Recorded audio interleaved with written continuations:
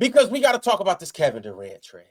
Kevin Durant is now a Houston Rocket, in case you don't know, and Jalen Green is now on the Suns, along with Dylan Brooks and a first rounder and 5 second-round picks. But Mars, talk to me about this lineup right here, or if you think it should be a different lineup, however. But how do you feel about Kevin Durant in Houston? I think it was a good deal for Houston. There's still questions, but you got Kevin Durant for a very cheap price, in my opinion. A number 10 pick that likely wasn't even have been in your rotation. You practically replaced Dylan Brooks on the wing with your young guys getting more minutes in Jabari and Tari Eason.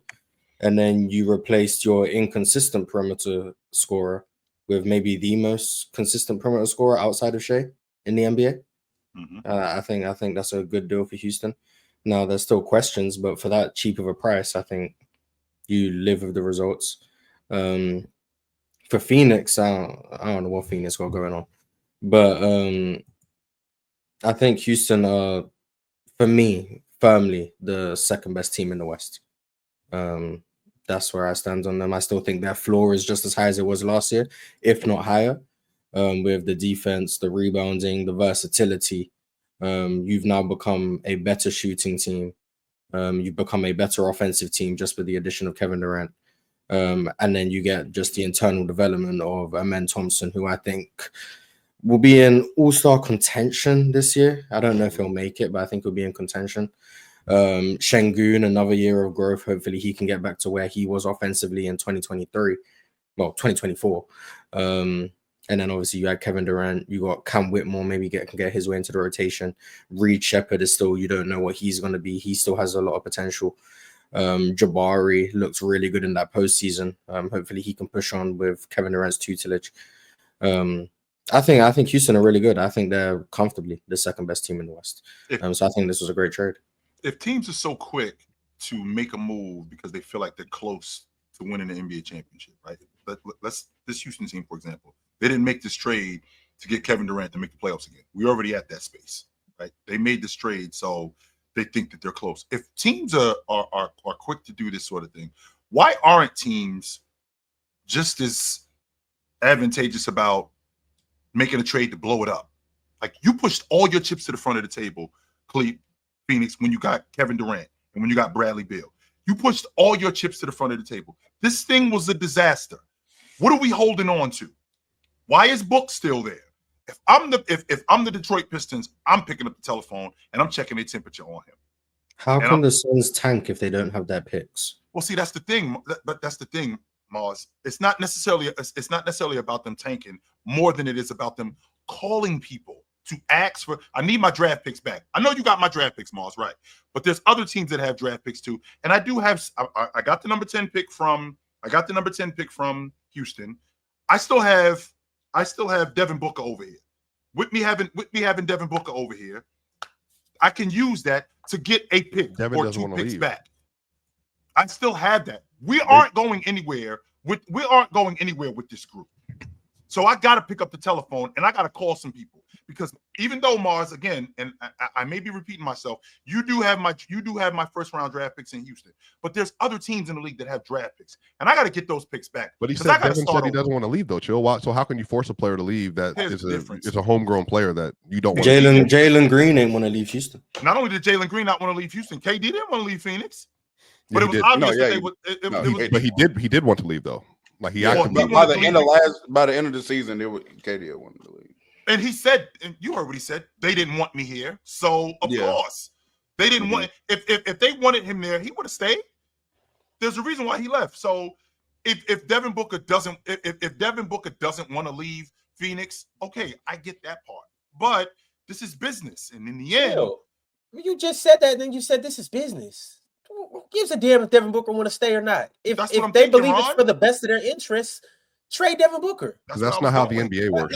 That's the same thing like with how I feel about Milwaukee with Giannis. I don't care if you want to stay Giannis. If it's for the best interest of our organization, that's NBA, not how the NBA works. If Giannis retires tomorrow, we still gonna have to draft somebody this summer.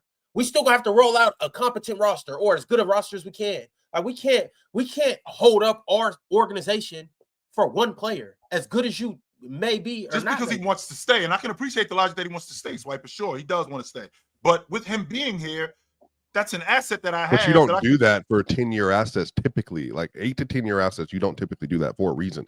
Because again, you have to, much as the Thunder are, again, half of what you do is setting a culture. And so you don't want to, like, if you have a player that's been there for as long as they have, like Devin Booker, that is as entrenched in the organization as he is and in the city, you don't want to just rip the heart of the city out like that, for especially in that kind of situation. Devin he's chosen to allow for Phoenix to reload around him. But I think, to your point, absolutely, like, you do want to have, ideally you'd be able to just get rid of Devin Booker and say we're just going to start completely over. But at some point you do have to manage the asset. Like, you have to manage the person in the building. And I think teams have to look at that more than almost anything else. But I think they should have traded Kevin Durant, like, maybe a little bit, sooner than that. But I think the Lucas situation is kind of throwing people a little bit. That's just typically not how organizations handle players like that are built in-house. You typically give them a certain kind of runway within your organization. Do you think that they get a better deal if they move off of KD at the trade deadline? Possibly. I mean, depending on who was out there that was looking for him. I mean, there were plenty. Apparently, there were 5 or 6 teams that were trying to trade for him. But KD has, at this point, enough leverage to say, I don't want to go somewhere, and they're not going to trade him there just because. Yeah. That's why Houston got him for so cheap. Yeah. Yeah, and I actually think, Chill, it would have been even cheaper if you wait for the trade deadline, and then there's like Kevin Durant's coming out and saying, no, I only want to go here, and now you only have a certain amount of time, and he's made it public that he only wants to go to one place. It might have even been a bigger fleece, in my opinion. Something I do want to touch on about the Rockets and their starting five, Mars. I'm seeing people saying, like, the starting five is going to be Fred, Amin, KD, Jabari, Sengun. I don't like that. I don't think KD or Jabari should be playing the three personally. I feel like they kind of have like one true POA defender in that starting five in Amin. I think they need another defender that can guard like twos and maybe threes. And I would also bench Jabari, and a player that if I'm Houston, a player I'm looking to try to acquire during the offseason is Quentin Grimes. I think Quentin Grimes will be a really good addition to this team. And I think if you go Fred, Quentin, Amin, KD, Sengun, I think that kind of fits better. And I think you can be better on the perimeter as far as defensively than having Bari and KD at that 3-4. I kind of don't like that. Did I miss something though? Talking about KD in the draft. Yeah, no. How is this a fleece? No, I agree. Oh yeah, I seen your tweet. Yeah, forget that, Mars. Ignore that. How is this a fleece? It's not nice. They got Kevin Durant for what? Who did they trade? Jalen Green, Dylan Brooks, and Dylan Brooks in a the Suns came up. Y'all say what y'all want to. The Suns came up. All right. Okay. Yeah. Y'all still believing in Jalen Green? No, it's about what they got. Jalen Green wasn't the only thing. He is a part of what they got. Jalen Green might turn out to be the least of what they get. You don't know what this number 10 pick's going to turn into. Dylan Brooks as a certified starter next to Jalen Green or next to Devin Booker, depending on what they get from shit. They might package up Jalen Green in this number 10 pick and go get something solid. Dylan Brooks has shown that he is a starting caliber player on a very good playoff team with Memphis and with the Rockets. Like that, Ron, if you ask me, they came up.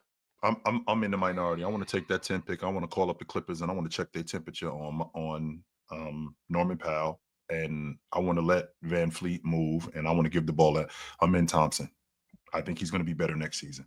What does that mean? I don't think Amin's handle is there yet, though. And that's what the summer is for. That's what the summer is for. Men apparently. Yes, that's what the summer is for. Houston want Reed Shepherd to be their point guard. That's what they would like goal. that. Yes. Yeah, that's not next season. Fred VanVleet is there to stay, but they want Reed Shepherd to be their long-term point guard and Amen to be their do-it-all wing. That's the vision. I also agree with that vision. And what in do you terms think of about the 3-4 though that I was talking about?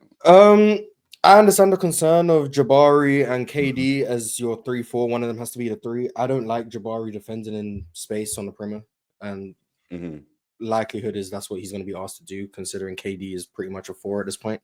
So I think there's concerns there. I do think like you're maximizing the rim protection, which is a good thing. You got Jabari, KD, Amen, Şengün took some steps there. So like you got like everyone's 6'7" plus, right? And men 6'7", like Fred notwithstanding, and then everyone else is like 6'10", 6'11". So like you're kind of like going anti-small ball in a sense, which I think could be unique. I would think about going with Tari Eason in the starting lineup. I was thinking just for about like just so you can have the 2 like elite POA guys, but Tari just makes so many like low IQ decisions that I don't know if that's what you want to go with. So there's drawbacks. I mean, I think they got time to figure out what they want to do. I would expect day one Jabari to start, but if they want to pivot, they can.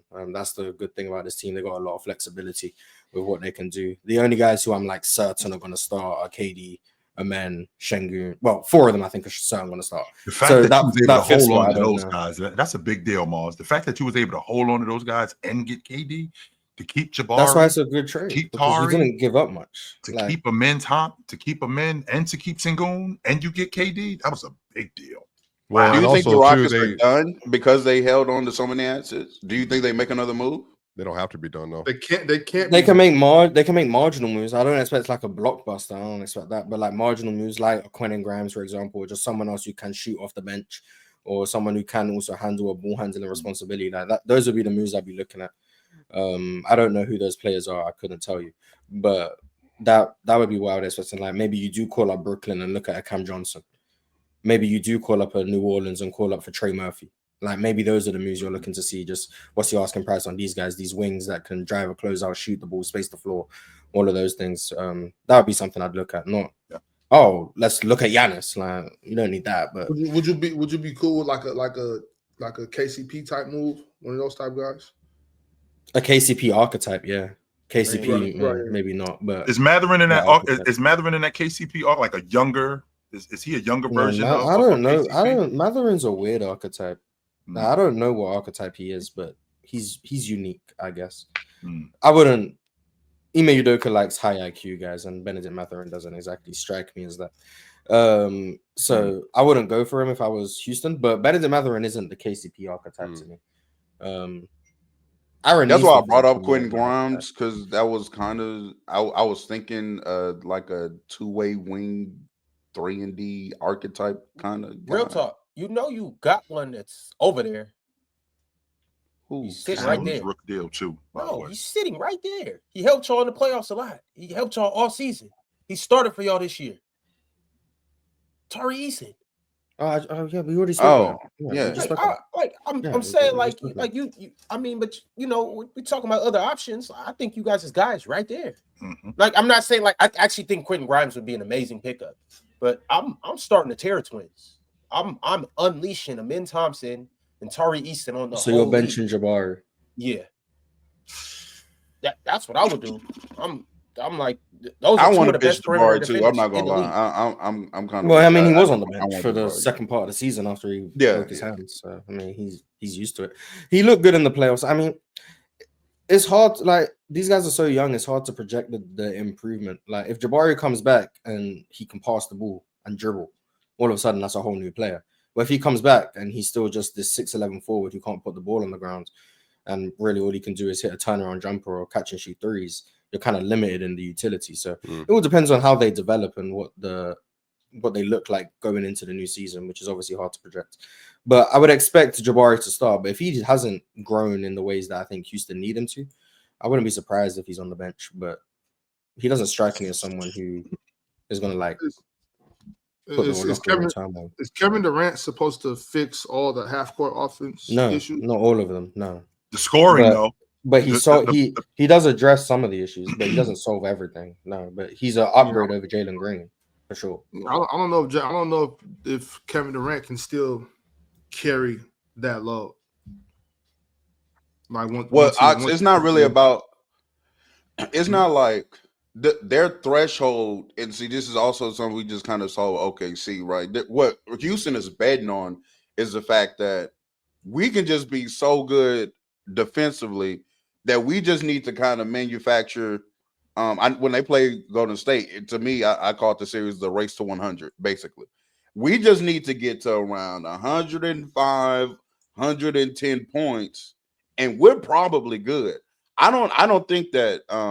I don't think Houston's going to be some great offense next year because Kevin Durant's there. But I do think the offense will be good enough to, didn't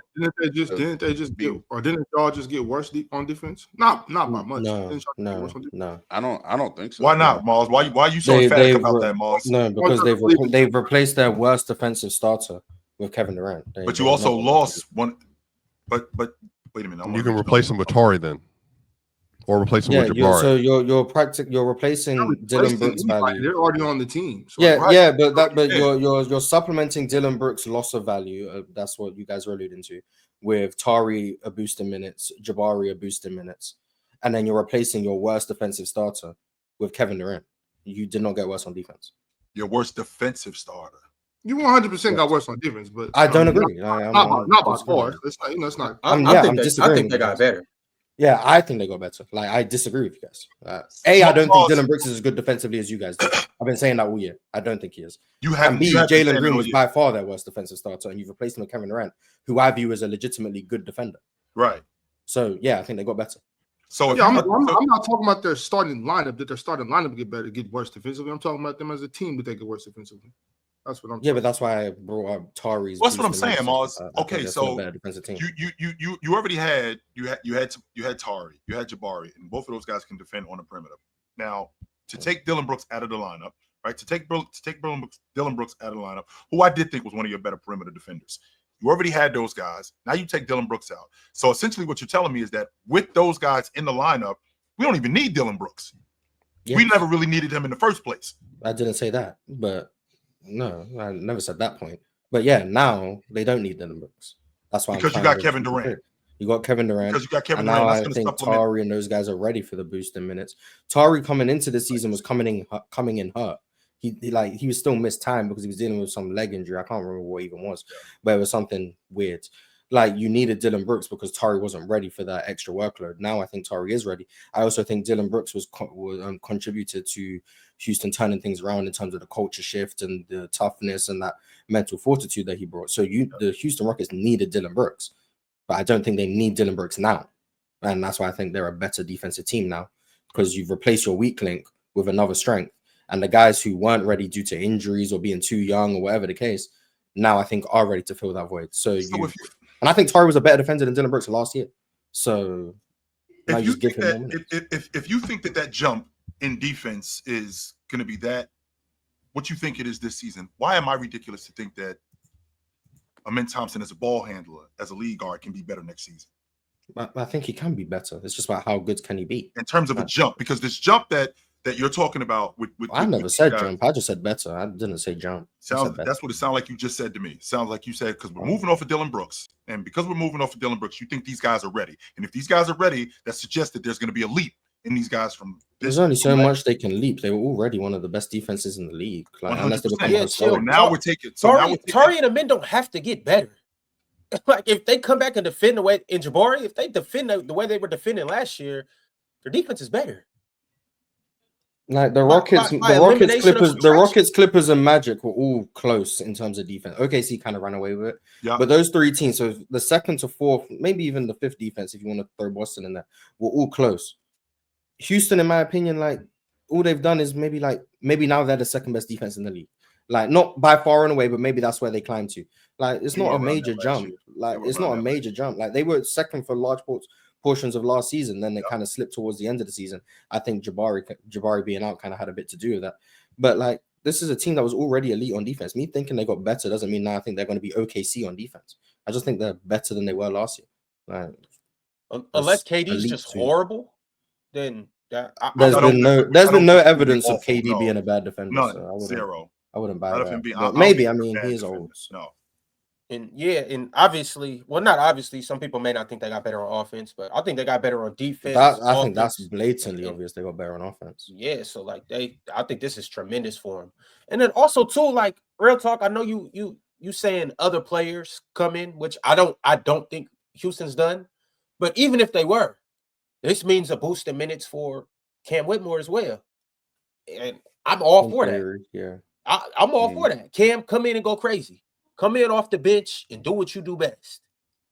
I've always seen Cam as far as like when I first saw him playing, I'm like, man, that's a little Jaylen Brown. That kind of who he like reminds me of. That's why I said Jaylen Brown was young, but he just plays dumb basketball. I don't know if Ime's going to trust him, and Ime is quick to bench you if he doesn't trust you. It's going to be determined on can't get benched, but everyone else, it's going to be determined on if he can improve his IQ and just his temperament. I do see Cam frequently frustrated and visibly frustrated or pouting and stuff like that. I don't think you can do any of that kind of stuff like with Ime. You need to be able to. You got to be coachable. You got to learn from your mistakes and be a better. I mean, you 100% right. And Ime's a good coach, so I could see Ime helping him improve some of those things. But I just know he's a tremendous talent. That's all I know. And actually, Mars, y'all brought up Benedict Mathurin. I see some similarities too in terms of just how when they get the ball, I'm putting my head down and I'm trying to make something happen. So I know you said that's not really Ime archetype, but I mean, Cam has shown he's not really the Ime archetype based on the minutes. So it's not. They got to work together. I think Cam's talent, I think, is undeniable, but the flaws are also glaring in terms of the awareness on defense, in terms of the tunnel vision on offense, in terms of just like he'll break plays from time to time. If he doesn't get the ball, you'll see visible frustration. If he gets benched, you'll see visible frustration. So like that, he's young. He's like 20. Like, so there's things that he needs to work through. I think there's also just Houston were trying to win last year. So like Ime didn't really have time for like Reed and Cam, their growing pains. And now are they going to have time again this year? I don't know. I expect to see Cam and Reed in Summer League. I don't know if that's confirmed, but I would expect to see them there. I'm pretty sure he's going to be there. Hopefully you just see like the development. I'm not saying Cam's going to turn into an S-tier playmaker overnight, but just someone who, when he gets the ball, the first instinct isn't ultimately just run to the rim and hope for something. Just being smarter with his decisions, because he's that strong, that fast, that athletic. He can shoot. Like, he has the tools to be a really good player, especially off the bench for this Houston team. So hopefully he can figure it out. I expect Reed to be in the rotation from day one, though. I think Reed will. I think he may trust Reed. And I think he's shown what he can do with the higher minutes in certain games, whether that be the OKC game or when he, like, towards the end of the season. When Reed gets minutes, like, he's a good player. He's a very smart player, too. It's just about being stronger and figuring things out. Your man Whitmore, he turns 21 next month. Mars, yeah, he turns 21 next month, and oh man, he wants more of a role on the crew. I think to be honest with you, I think he would welcome a trade, especially somewhere where he knows where he's going to play. Yeah, all in all, I do think Ron. I want to say this real quick, Ron. I do think Kevin Wayne is starting just to get ridiculously underrated. I said Kevin Durant is still elite, and I have people disagreeing with me. So I don't know. There are 10 players in the game better than him. I just had to do a video about Chris Broussard was on his show talking about how J-Dub is better than Kevin Durant. Have we lost sight of who Kevin Durant is? Someone tagged me in that too. Best scores in the whole world. He averaged 25 on 64 true shooting this past year. The only other player to do so use analytics on such volume is Nikola Jokic. Shea was there with 63.7, but the 64, it was only Kevin Durant and Nikola Jokic. Kevin Durant is still one of the 5 best scorers in the world. He's still a plus defender. He's going to be a great player. He's one of the 10 best players in the world still to this day. You can't name 10 players. Yeah, well, J-Dub's better than him. J-Dub's better than him. So. Yeah, but real talk. KD couldn't even take Devin Booker to the playoffs. Well, the reason they didn't make the playoffs was actually because those two missed too many games. The injuries are the bigger concern than their ability to actually win games. When both of them played together, they were actually a playoff. But hold on though. Saying that J-Dub can come into the season next season better than Kevin Durant, that's not crazy, bro. You would be saying that J-Dub is one of the 10 best players in the league. No, we're not. Do you think that's why, happening? Chill? No, I'm not saying that. What I'm saying Because is he's not close to that what- before he wins the NBA championship. That's why. Well, he just averaged 23 and 5. But on he the wasn't second-best close team to in the that era. previous to this fight. But don't Well, start this shit. based on the Don't. logic, that man did make All NBA third team, which would mean he's a top 15 player, which means he's kind No, of which close means to he top was playing at a top No, 15 but- level. And this is so the Okay, first so if you time play that- at a top 15 level and then improve again, what's the next level? Okay, Lawrence, so that's good. improve We're again. turn into that same conversation about if you're not close to a guy for 2 seasons, you can't be better than him. You know what I'm saying? Let's not turn into that. Wait, what'd you say? In that direction. What I'm saying is that if J Dub is somewhere between, let's say, 18 and 23, I don't and think it's Kevin 25 Durant players in the game better than him. and Kevin Durant is somewhere in between 12 and 15. You know what I'm saying? These two players are closer than you say on any given night. You know what I'm saying? But J-Dub KD isn't moved a lot. 12 through 15 though. He's like Why? 8 to 11. He just proved it to you though that he was 12 to 15. How did he? How? You look like you're in Third your team. little troll bag. So Third team all NBA. Yeah, He just averaged 23 and 5 on elite defense in the NBA Finals. sure. He had a 40 ball in the NBA Finals. Shea didn't even have one of those, mind you. Mm-hmm. And then on top of that, he was very good versus the Wolves. He was the best player on the Thunder in the Memphis series. Objectively, he was. He was very good early in the. I guess. You said what? I've seen Caruso against Memphis. But... Oh, well, again, I'm not trolling right now. So he was good also in the Denver series in multiple games. So you go from a top 15 player in a regular season, you go to average 23 and 5 and elite defense in the NBA Finals, including a 40 ball. And then on top of that, you had a series in which you were the best player on the floor in the Memphis Grizzlies. You were good in the Nuggets series defensively, and then offensively you were up and down. And then you were really elite defensively in the Wolves series. Offensively, you were up and down. Sounds like a good argument to me. Yeah, Okay, he's not so better than yeah, Durant. you. he's not I better mean, than you're Durant. clearly trolling. Again, I want the How is audience this troll? to know. Did I just I get want salient the argument? audience to know that it wasn't but 2 weeks ago, Swiper was twerking it up on the timeline because he wanted Can't use Kevin my Durant on the phrases. Denver Nuggets. I like Kevin He wanted Durant. no, be quiet. You I really wanted like KD Kevin Durant. on What the does this got to do with Kevin And Durant? so now that KD's not available for the Nuggets, all of I a can't sudden make an argument. it's not great I to can't say make an J-Dub argument. Wait, no, might be wait, hold better on. than I him. can't make an argument for why Jalen Williams is the top 15 player. So wait, let me pull a swipe and cover my. So swipe. Do you think that? Well, number one, J-Dub your is voice better isn't than KD? majestic enough to do that. That's the first thing. The First second off, thing my is, voice is what great. does this have to do I've with Kevin always gotten Durant? told that. I always like been Kevin told that. Durant. He's a great player. He's one of my favorite players. What does it got to do with J-Dub? Is he better than is J-Dub going to be better than Kevin Durant? Is he better than Kevin Durant right now? I didn't make the argument, so it's not my argument to make. I'm asking you to answer the question. Is J-Dub better than KD? I have no idea. It's not my question. I was Wow. giving Well, him one's an argument why he's getting, top one's, 15. getting, one's getting better, one's getting worse. So I don't think that's bad. I don't think that's crazy. One's getting better, one's getting worse. One's progressing, one's regressing. I don't think it's crazy. This is why I don't think it's crazy. It's because like we can talk all that better shit all we want. Like we do this all the time. Who's more impactful though? And it's like we can say that KD is better. We could do that. I don't know if he provides as much impact on a 48-minute game as J-Dub. I just don't. Like just because he scores better, and we know this. I don't know why you guys are about to do backflips. We know this. He scores better. Cool. No, I know I'm not getting elite level defense. We don't know this. I know I'm getting elite level. What do you mean? We don't know this. We do know Kevin Durant scores better. When we started this, has everybody lost their Have some mind? decorum. Real talk. Are we really up here having a conversation about Jalen Williams I'm being gonna a be better honest. bucket getter I'm than gonna be honest. KD? Is that what I'm We're is that what I'm not. listening to Oh, right now? If we're mind, gonna do 'cause I J swear to Dub God, versus this Kevin shit's Durant, taking can we years just off my do life. super chats? Like, We're can we not. just give I'm people their not. money's Look, worth? I'm not. I just wanna I'm make not sure that I'm not comparing. losing Here's what I'm saying. There is some situations in teams where Kevin Durant wouldn't be as impactful as J-Dub. And I don't think that's crazy to say. With the elite level defense that he provides and still being a very good offensive player, a fast break demon, that's not crazy to say. So last season, right? Just last season, KD was second team All Pro. He was clearly a top 10 player in the game. Yeah, he was better. He was the second best small forward in basketball last year, and you yelled at me. He plays the 4. Okay, so No, he was the second best forward in basketball. So, well, sure. He was the second best. Whatever. You know what, Mars? Never mind. Go ahead, show. KD was in MVP talks before he went down.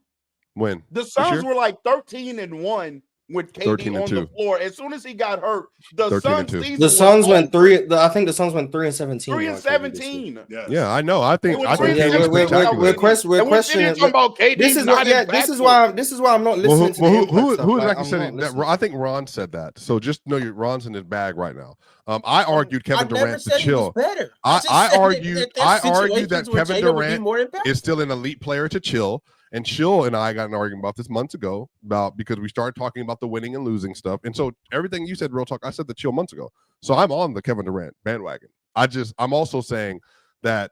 Okay, first Let me of just all, say, they'll be better. Y'all He'll make you rock much better. Ox, just so you know, Swiper has a very unique way of putting words together. This wasn't about Kevin Durant months ago. This was about Kevin Durant and Jason Tatum. That's what this was about. So those two things are not the same thing. Jalen Williams, that was last summer. And Kevin Durant and Jason Tatum. Those two things are not. That was last summer. That wasn't early this year. No, that was a couple of months ago. We weren't arguing. I don't think Kevin Durant. No. But chill. Jason Tatum was better than Jason Tatum was better than Kevin Durant this year. So it couldn't have been about this year. It had to be about last year. It was 100% that. No, because Tatum was better this year. Because I said that Jason Tatum. I said Kevin Durant was better last season and better in the Olympics. That's what I said. I said that Jason Tatum was the best small forward in the game, and you was like, "Wait a minute, oh nope, that's not true." He is. Yeah, he also plays the 4. Okay, so he's true. So to your point, I think Kevin Durant can be really good on this Rockets team. They have an argument for the second best team in the Western Conference for sure. I agree. That's where I stand. So. It's the player choice way. Yeah, them boys don't get it started. The player choice way.